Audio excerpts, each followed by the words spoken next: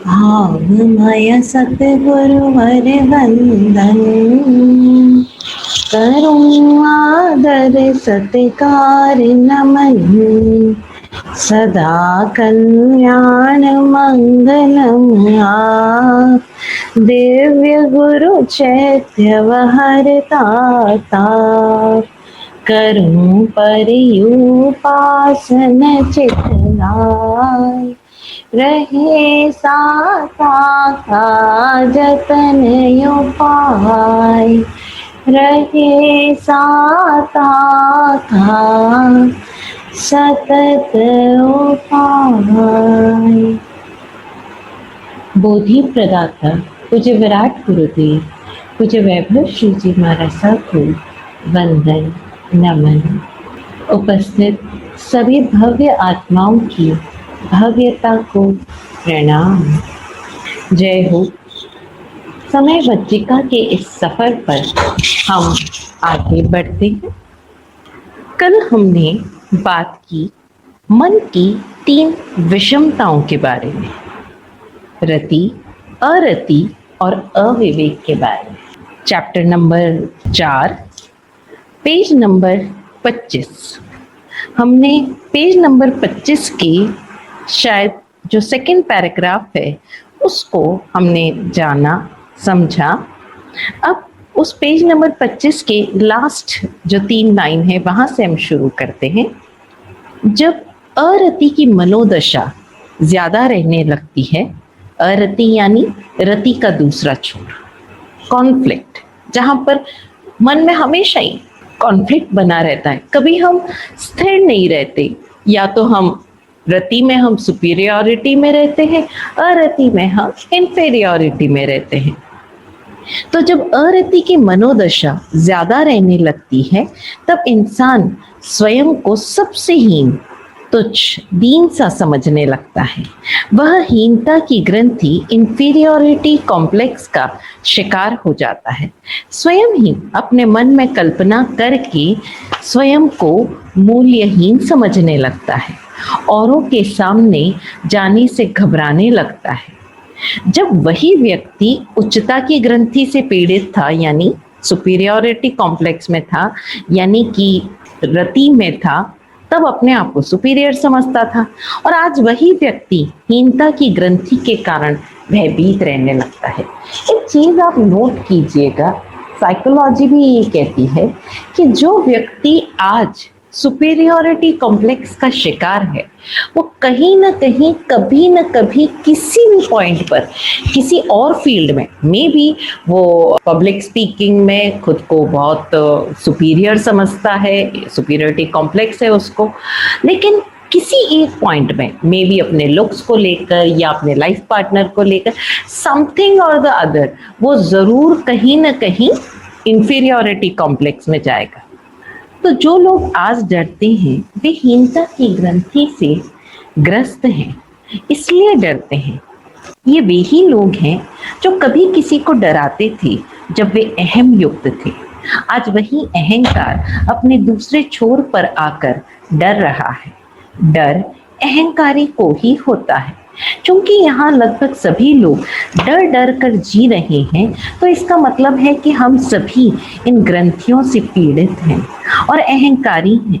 अहंकार ही जब शीर्षासन करता है, उल्टा हो जाता है, तो दीन बन जाता है। हीन भावनाओं से कुंठित व्यक्ति की कुंठाएं अगर बढ़ जाए तो कई बार वो आत्महत्या करने की सोचने लगता है।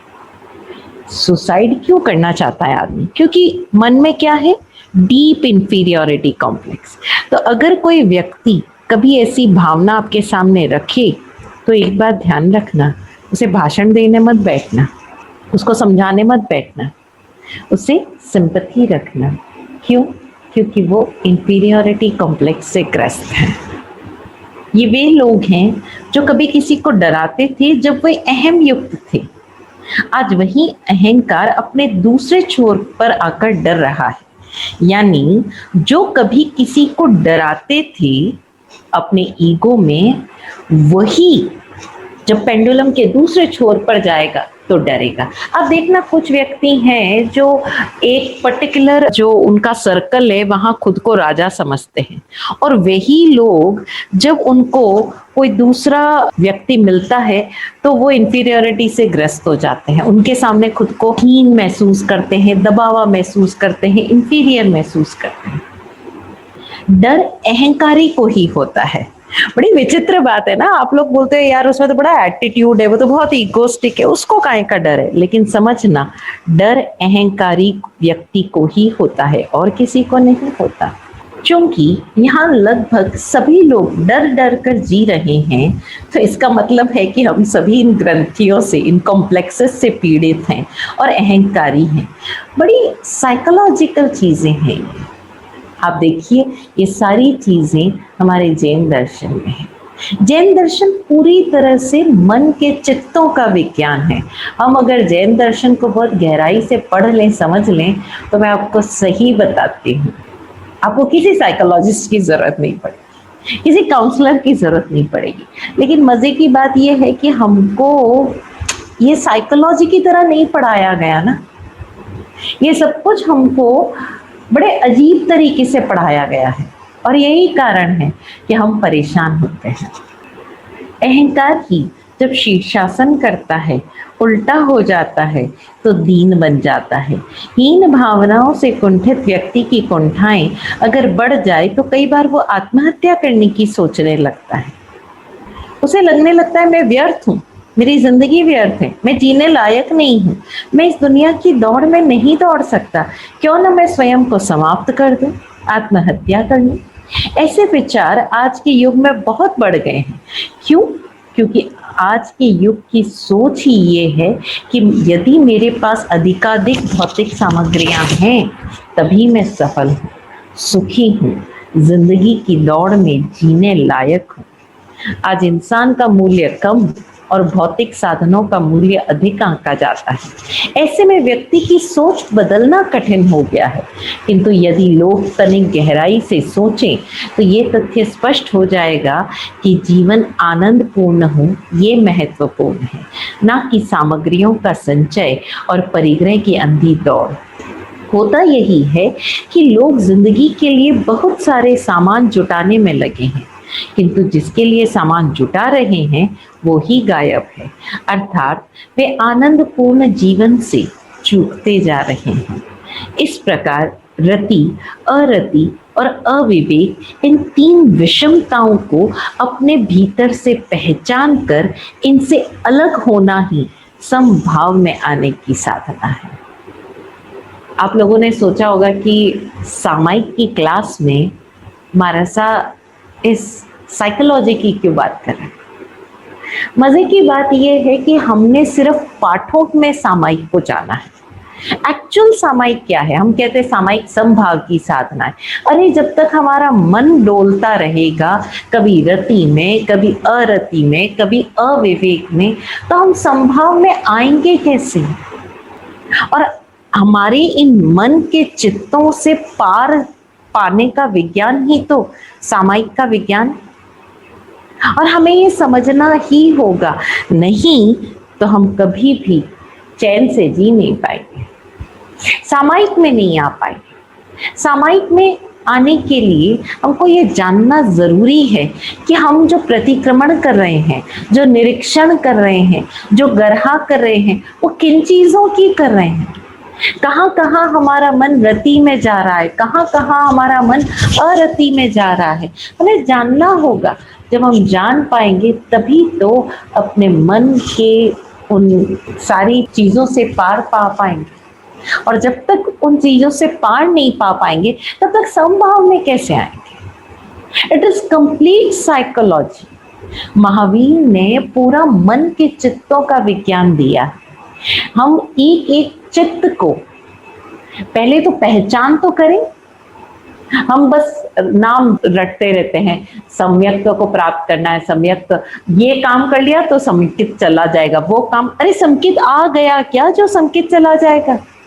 किस बात से डरते हो? लेकिन हमें ऐसे ही जीना सिखाया गया, हमें जीना ही ऐसे सिखाया गया। आपने इस साधु को प्रणाम कर लिया तो संकेत चला जाएगा। अरे तो जिन साधु को पहले प्रणाम कर रहे थे, क्या उनको प्रणाम करने मात्र से आपके अंदर सम्यक्त्व आ गया क्या? हमें पता ही नहीं है सम्यक्त्व क्या।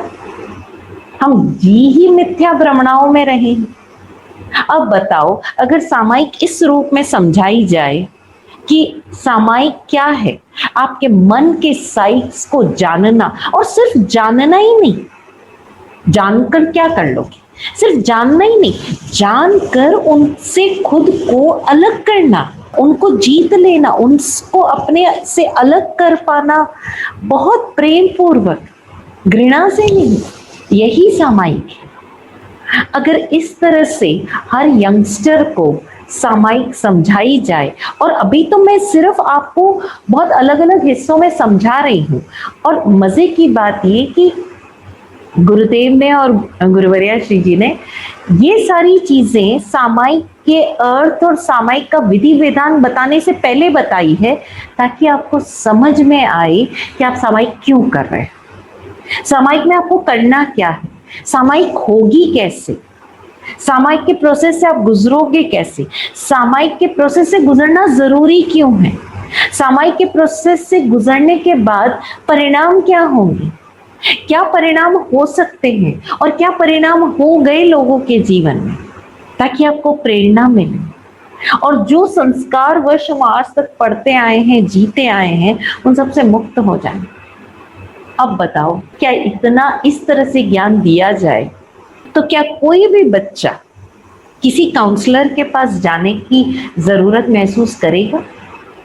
क्या कोई भी यंगस्टर सामायिक के इस विज्ञान को जानने के बाद फ्रस्ट्रेटेड रह पाएगा? रह ही नहीं पाएगा, क्योंकि उसे पता है, वो जानता है कि ये मेरे मन का आवेग है, ये मेरे मन की एक साइक है, क्षणिक है। मुझे पता है कि अगर मैं आज सुपीरियरिटी में जा रहा हूं तो कल मैं इंफीरियरिटी में जा सकता हूं, तो मुझे ना सुपीरियरिटी में जाना है ना इंफीरियरिटी में जाना है, मुझे अपने स्वरूप में जीना है, मुझे कहीं प्रूव नहीं करना है। लेकिन वो विज्ञान जाने का क्यों? आज आप माफ कीजिएगा, लेकिन बहुत सारी माताएं जुड़ी हैं, माताओं को खुद ही नहीं पता है, वो खुद दौड़ती रही, पिछड़ती रही, और इसीलिए अपने बच्चों को दौड़ाती है ताकि बच्चे जीत जाएं, तो मैं इस ईगो में जी सकूं कि मेरा बच्चा दौड़ा था और जीत गया। और जब बच्चा हारता है या बच्चा दौड़ना नहीं चाहता है, तो उन्हें खुद की हार महसूस होती है, उन्हें लगता है मैं अपने बच्चे को कन्विंस ही नहीं कर पाई। देखो ना, हम कैसी कैसी भ्रमणाओं में जीते हैं, और जब तक हम इन मिथ्या भ्रमणाओं में जी रहे हैं, हम सम्यक्त्व की ओर कदम भी नहीं बढ़ा पा रहे हैं। फिर भले आप दिन के 11 सामायिक रोज करो, आप साल की 100 सामायिक करो, बंदा लेते हो ना, पचकान लेते हो, साल की 300 सामायिक करनी है, साल की 500 सामायिक करनी है। आज फला आचार्य का जन्म दिवस है, हम उन्हें देश भर से 1 लाख सामायिक गिफ्ट करेंगे। अरे आप उन 1 लाख लोगों में से कोई एक व्यक्ति ये संकल्प कर ले कि आज से मैं प्रतिक्रिया नहीं करूंगा, चाहे मेरे जीवन में कुछ हो जाए, वो रियल सम्यक्त्व होगा। कर पाओगे क्या ऐसे? और एक गुरु क्या करेगा, एक सदगुरु क्या करेगा? वो तो मात्र प्रेरणा दे सकता है। क्या महावीर प्रभु जिस काल में थे, उस काल में सभी लोग मुक्त हो गए? क्या कोई नरक में नहीं गया? गया ना। क्यों गया? क्योंकि व्यक्ति अपनी समझ से चीजों को अंजाम देता है, अपने भावों को आकार देता है, और भावों को आकार देने की इस प्रक्रिया में अगर वो मिथ्या भ्रमणाओं में जी रहा है, तो सामायिक की तो बात ही नहीं है। तो जरा अगली बार जब बैठो तो प्लीज चेक करना, ये जो 48 मिनट की सामायिक है ना, वो प्रैक्टिस है, वो प्रैक्टिस है कि आपको कम से कम 48 मिनट सजग होकर, जागृत होकर केवल खुद पर ध्यान देना है कि मैं कहीं मिथ्या भ्रमणाओं में ना उलझूं, मैं कहीं भी रति अरति में ना जाऊं, मैं कहीं भी पक्ष और विपक्ष में ना जाऊं। ये चेक करना है आपको। मेरे ख्याल से मेरे बोलने के साथ साथ ही आप में से बहुत सारे लोगों के अंदर बहुत सारे प्रश्न भी उठे होंगे, महाराज सर ये सारी चीजें सामायिक में कैसे करेंगे? हैव पेशेंस, हम समय आने पर इसका विधि विधान जानेंगे, लेकिन तब तक प्रैक्टिस करो। दिन भर में जब भी रति में जाओ, अपने आप को टटोलो, मैं अरति में भी जा सकता हूँ। तो मुझे क्या करना है? ये लगाव छोड़ना है, अपने आप को न्यूट्रल और अनबायस्ड होकर देखने की प्रैक्टिस करनी है। ठीक है ना? चैप्टर नंबर 5, अतीत का विसर्जन, सामायिक साधना। सामायिक साधना क्यों की जाए? क्योंकि हमें अपने अतीत का विसर्जन करना है। अब कई बार नई जनरेशन बोलती है बायगॉन्स आर बायगॉन्स, रात गई बात गई, तो अब हमें पास्ट को वापस रीलिव क्यों करना है? हमारा सब विसर्जन करने के लिए तो हमें वापस रीलिव करना पड़ता है, निरीक्षण करना पड़ता है। तो क्या जरूरत है इसकी? हाँ, क्या जरूरत है इसकी? जरूरत है। क्यों जरूरत है? क्योंकि जब तक अतीत है, जब तक अतीत है तब तक भविष्य भी। जैसे जैसे अतीत हटता जाएगा भविष्य भी हटता जाएगा, और जब अतीत और भविष्य दोनों ही नहीं रहेंगे तब कहाँ जियोगे? वर्तमान में, समय में, आने वाले नूतन पल में। तो 5वां चैप्टर है अतीत का विसर्जन, सामायिक साधना। जीवन प्रतिक्षण नया है, नूतन है, किंतु आदमी की जीवन शैली ही कुछ ऐसी है कि वो अतीत के मनोभावों के प्रति बंध कर जीता है, और यही उसके दुखी होने का कारण भी है। लेकिन शायद वह अपने इस दुख को नहीं पहचानता, और यही कारण है कि वह झूठा जीवन जीता है। जैसे कि मुझे किसी क्षण आपके प्रति प्रेम भाव का एहसास हुआ, अब हुआ ये कि वो क्षण तो बीत गया, किंतु अब मैं उस क्षण की स्मृति के कारण आपका प्रेमी हूँ। तो ये प्रेम मेरे क्षण का एहसास नहीं है, बल्कि बीते क्षणों की यादगार है, जिसे मैं मन मस्तिष्क से लगाए बैठा हूँ। यही नहीं, जब भी आपके साथ मिलता हूँ तो उसी क्षण को लाने का, पुनः जीने का प्रयास करता हूँ। जरा देखना, जैसे ही आप किसी से मिल रहे हो, क्या आप इस तरह मिलते हो जैसे पहली बार मिल रहे? नहीं। आप जब मिलते हो ना, अरे ये तो वो बंदा है जिसने मेरे को इतना अच्छा ट्रीट किया था, ये मुझसे बहुत प्यार करता है, मैं इसको बहुत अच्छा लगता हूँ, ये ना मुझे बहुत अप्रिशिएट करता है, इसने मेरी बड़ी तारीफ की थी। अब आप दुगने उत्साह के साथ मिलो। ये बंदे ने पिछली बार मेरी तरफ देखा तक नहीं था, ये पता नहीं अपने आप को क्या समझता है, मेरी बड़ी बेइज्जती की थी इसने, अरे मैंने इसको इतनी अच्छी चीज दी, आज तक थैंकफुल नहीं है, ग्रेटफुल नहीं है मेरे प्रति। ठीक है, रहने दो इसको अपने एटीट्यूड में। मिले ना, आप जब भी मिलते हो तब आप बीते हुए क्षणों की स्मृतियों के साथ उस व्यक्ति से मिलते हैं। वो लालसा यदि ज्यादा तीव्र हो जाए और उस क्षण के एहसास की प्राप्ति में कोई अन्य परिस्थिति या व्यक्ति बाधा बने, तो बहुत संभव है कि मैं क्रोधी हो जाता हूँ, प्रतिक्रिया करने लगता हूँ। अपने क्रोध को व्यक्त करने का यदि मौका ना मिले तो मैं कुंठित हो जाता हूँ, भीतर ही भीतर टूटन, बेचैनी, थकान अनुभव करता हूँ। चूंकि मैं एक क्षण को, प्राप्त वर्तमान क्षण को नहीं जी रहा होता हूँ, अतः मैं जीवन से चूकता चला जाता हूँ। प्रतिपल किसी मनोहर सुंदर अतीत की यादों के लगाव के कारण अथवा किसी अनिष्ट शोकपूर्ण प्रतिक्रियात्मक वातावरण की स्मृतियों के कारण उलझा रहता। फलस्वरूप घटना रूप में अथवा विचार रूप में जो भी कुछ हो, मेरा अतीत के साथ रहा हुआ जुड़ाव प्रतिपल मुझे वर्तमान में जीने नहीं देता, और हर खो चुका वर्तमान मुझे शोक के सिवाय कुछ नहीं देता। ऐसे में जीवन जीना क्या होता है, इसे मैं कैसे समझ सकता? ये एक पेज, इसकी एक एक लाइन हमें समझने योग्य है, जानने योग्य है और विचारणीय है। हालांकि मैं विचार करने के लिए कभी नहीं कहती, लेकिन इस एक एक क्षण को, इस एक एक लाइन को बार बार पढ़कर आप समझो कि आप ये क्यों कर रहे हो, ये जो आपकी स्थिति है ये ऐसी क्यों है, क्यों हम अतीत को हर वक्त ढोते हैं। अरे भाई, उस दिन वो व्यक्ति मिला था या उसने जैसा बिहेव किया था, आज वो किसी और मोड पर है।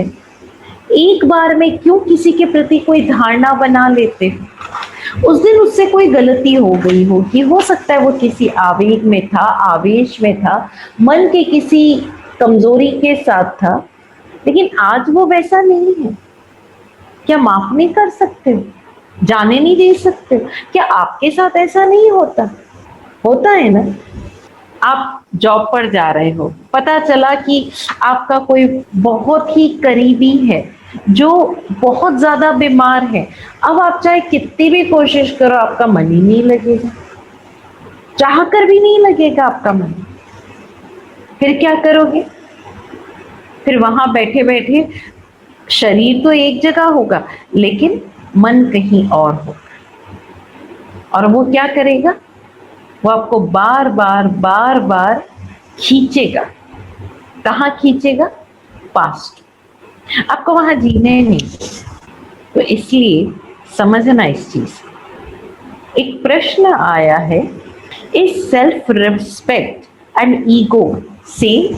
वो सेल्फ रिस्पेक्ट, खुद का आदर सम्मान करना, खुद की योग्यताओं का सम्मान करना, खुद की आत्मदेव का सम्मान करना सेल्फ रिस्पेक्ट है।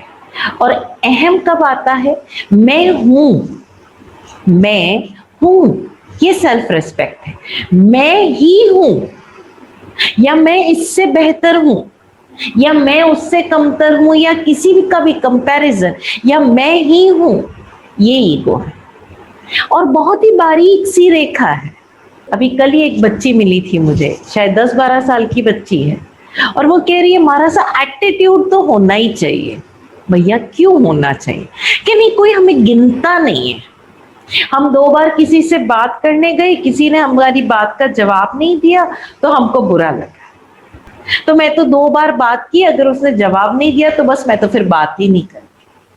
क्यों? क्योंकि उसमें इतना एटीट्यूड है। तो मेरा कोई सेल्फ रिस्पेक्ट नहीं है क्या? अरे बेटा, ये सेल्फ रिस्पेक्ट नहीं है, ये तेरा ईगो है। और हमें पता ही नहीं चलता हम कब अपने ईगो को सेल्फ रिस्पेक्ट का नाम दे देते हैं, पता ही नहीं चलता। बहुत सिंपल सा, बारीक सा है। तुम जो कह रहे हो, मैं तुम्हें अपने ऊपर हावी नहीं होने दे रहा हूं, क्योंकि मैं जानता हूं अपने आप को, मैं अपनी समझ से परिचित हूं, मैं अपनी क्षमताओं से परिचित हूं। ये मेरा सेल्फ रिस्पेक्ट है। लेकिन तुम कुछ भी कहो और तुम ये कोशिश करो कि वो किताब, वो जो चीजें हैं वो हमारे अनुरूप ना हो, तो हम कहेंगे सामने वाले की गड़बड़ है, मेरा तो सेल्फ रिस्पेक्ट है, मैं तो नहीं जाऊंगा उनके पास। ये सेल्फ रिस्पेक्ट नहीं है। अब ये ईगो आ गया। आपको देखना पड़ेगा कि आपका सोशल स्टेटस क्या है, आपकी रिस्पॉन्सिबिलिटी क्या है, आपको देखनी पड़ेगी। और जहां भी देख पाओगे वहां समझ पाओगे। आज का सेशन मैं यहीं खत्म करूंगी। जय हो जी। नीरव का एक प्रश्न है। मेरा प्रश्न ये है, सक्सेस और विनिंग यानी जीतने पर। ओके, विनिंग, जीतने पर ध्यान रखा जाए। तो जो भूतकाल की जो फेलियर होती है वो लोग धीरे धीरे भूल जाते हैं। तो ऐसा जो मेंटालिटी होती है तो उसका क्या नुकसान है? देखिए, सीधी सी बात है, जब आप पेंडुलम के एक छोर पर जियोगे, भाई सक्सेस एक छोर है, फेलियर दूसरा छोर है। वर्तमान को जीना वो एक अलग छोर है, राइट। सक्सेस का ऑपोजिट है फेलियर। जब आप सक्सेस को पकड़ कर ही रखना चाहोगे तो किसी दिन तो पकड़ छूटेगी ना, तो आप फेलियर तो आएगा ही। और फेलियर के बारे में हम सोचना क्यों नहीं चाहते, मुझे ये नहीं समझ पड़ता। अरे भाई, आपके दिमाग में अगर फेलियर की बात आ रही है तो अगर प्रश्न उठा है तो उस प्रश्न को, उस निमित्त को धन्यवाद दो। क्यों? क्योंकि वो आपको टकोर दे रहा है, आपको बता रहे कि फेलियर के कारण क्या हो सकते हैं। यू बैठे ठाले तो आप फेल नहीं हो सकते ना। आपने पेपर बहुत अच्छा किया, लेकिन अगर आप मतलब एक वियर्ड सिचुएशन सोच रहे हो कि कहीं उन 100 कॉपियों में से मेरी एक कॉपी गुम हो गई तो मैं फेल हो जाऊंगा, ये तो मात्र और मात्र आपकी अनावश्यक सोच है। लेकिन आपने पूरा पेपर सही किया और आप सोचो कि उस एग्जामिनर का दिमाग खराब हुआ तो वो मुझे फेल कर देगा, ये तो बेवकूफी वाली बात है। आपने 100% अगर अपना एक प्रोजेक्ट किया है और फिर अगर वो फेल हो रहा है तो कहीं ना कहीं आपके प्रेजेंटेशन में कमी रही है। अब आप कह रहे हो मैं तो उसके बारे में सोचना ही नहीं चाहता, तो ये आपकी एक तरफा सोच है, ये सोच आपको कभी आगे नहीं बढ़ने देगी। एक सीधी सी बात सोचिए, आपने जी जान लगा के एक प्रेजेंटेशन तैयार की, राइट? आपने अपने पूरे बोर्ड ऑफ डायरेक्टर्स के सामने, I don't know whether you are a student और a working person, I am just giving you an example, आप बोर्ड ऑफ डायरेक्टर्स के सामने अपना वो प्रेजेंटेशन रखते हो और आपको 100% उम्मीद है कि आपका ये प्रोजेक्ट सबको पसंद आएगा और आपको सक्सेस मिलेगी। लेकिन उन बोर्ड ऑफ डायरेक्टर्स में से एक बंदा ऐसा है जिसने आपके उस प्रोजेक्ट में, उस प्रेजेंटेशन में कुछ ऐसे लूप होल्स निकाल दिए, ठीक है? उस लूप होल्स से किसी और बंदे को भी और आइडिया मिल गया, उसने और 4 प्रश्न पूछ लिए जिसके जवाब आपके पास रेडी नहीं, तो आप इसे क्या कहो? फेलियर कहोगे? I don't think so that you should term it as a failure. ये तो आपको और ज्यादा योग्य बनाने के लिए सामने वाले की तरफ से रखा गया एक ट्रिगर है कि भैया नेक्स्ट टाइम जब प्रेजेंटेशन तैयार करें तो इस डायमेंशन से भी सोच लेना। हाँ, कोई out of ego, board of directors में से कोई एक ऐसा पर्सन है जो आउट ऑफ ईगो मात्र आपको नीचा दिखाने के लिए आपका प्रेजेंटेशन डाउन करना चाहता है, तो एक पल के लिए पहले खुद को चेक करना कि वो जो मुझे नीचा दिखाना चाहता है, क्या मैंने उसके ईगो को कहीं ठेस पहुंचाई? क्या मेरे मन में कभी उसको नीचा दिखाने का ख्याल आया है? अगर आया है तभी वो आपको नीचा दिखाएगा, और आपके भीतर कहीं भूले से भी ऐसा ख्याल नहीं आया है तो शायद ये उस व्यक्ति के सोचने का तरीका है, उसको अपने तरीके पर छोड़ दो, आप अपना कार्य करो और आगे बढ़ जाओ। अब इस तरह से काम करने में ना सक्सेस की बात आती है ना फेलियर की बात आती है, यहाँ तो प्रतिपल खुद के पोटेंशियल को एनहांस करने की बात आती है। सक्सेस आप किसको कहते हो? जहां आपके कार्य को 100 में से 100 लोग ताली बजाकर अप्रिशिएट करें, दैट इज सक्सेस। और 100 में से जब 40 लोग भी आपको रिजेक्ट कर दे तो is that failure? Sorry but I don't agree to this. बहुत बढ़िया, हाँ, है ना? नहीं, समझ आ गया। आप जब तक खुद को अपनी पोस्ट से परे जाकर सिर्फ लोगों के रिजेक्शन और एप्रिसिएशन को काउंट करते रहोगे तो आप जिंदगी में कभी सफल नहीं हो पाओगे। सफल होना है तो ये ध्यान दो, भाई मैं एक प्रोडक्शन मैनेजर हूं, या मैं एक मार्केटिंग मैनेजर हूं, या मैं सेल्स मैनेजर हूं, या मैं स्ट्रैटेजी प्लानर हूं, whatever post I have been given, let me give my best to it. Now it depends on the board of directors और द कंपनी मेंबर्स और whoever is responsible, give them the liberty to take their decisions. Is it okay? बहुत बढ़िया, हाँ, समझ आ गया। Doing your best, जो आपने बात बताई। I hope you are all satisfied. Yes, I am. Yeah, जो आपने लास्ट टाइम बताया था कि कर्तव्य का पॉइंट बताया था कि जो आपने एक एग्जांपल दिया था कर्तव्य, जैसे मैनेजर का कर्तव्य होता है, बिल्कुल, और doing your best, I think, और not thinking about success and failure. Success और फेलियर के इस कैलकुलेशन में उलझोगे ना, ये अनावश्यक रूप से it is unnecessary wastage of your energy, your potential and time. And why, मतलब हम लोग क्यों हर वक्त खुद को टेस्टिंग मोड पे डालते रहते। Why do we need to test ourselves, every moment test करते रहो। ये मतलब ऐसा अजीब नहीं लगता कि आपको लगता है बुखार आया, हर 2 मिनट बाद थर्मामीटर डाल के देखो कितना है, कितना है, कितना है, कितना है। अरे भैया तुमने टैबलेट लिए, हैव पेशेंस। तुमने ठंडा पट्टी लगाया है माथे पर, हैव पेशेंस। तुम्हारे बॉडी की स्थिति अपने आप तुम्हें बताएगी कि तुम्हारा टेम्परेचर कितना अप डाउन है। अभी क्या हो रहा है, फोकस चेंज हो जाता है, वो तुम्हारा जॉब ही नहीं है। कमाल है, तुम स्टूडेंट हो तो पेपर लिखो ना, खत्म करो किस्सा, और टीचर देखेगा ना जांचने के लिए, उसकी ड्यूटी है। लेकिन नहीं, आप तो टीचर का रोल भी निभाओगे, आप तो एग्जामिनर का रोल भी निभाओगे, आप तो रिजल्ट बनाने वाले का रोल भी निभाओगे, सबका रोल निभाओगे। क्यों अनावश्यक रूप से उनका काम भी तुम कर रहे हो मेंटली? जरूरत ही नहीं, अपना काम करो और मजे करो। लेकिन हमें इस तरह से जीना सिखाया ही नहीं है बचपन से।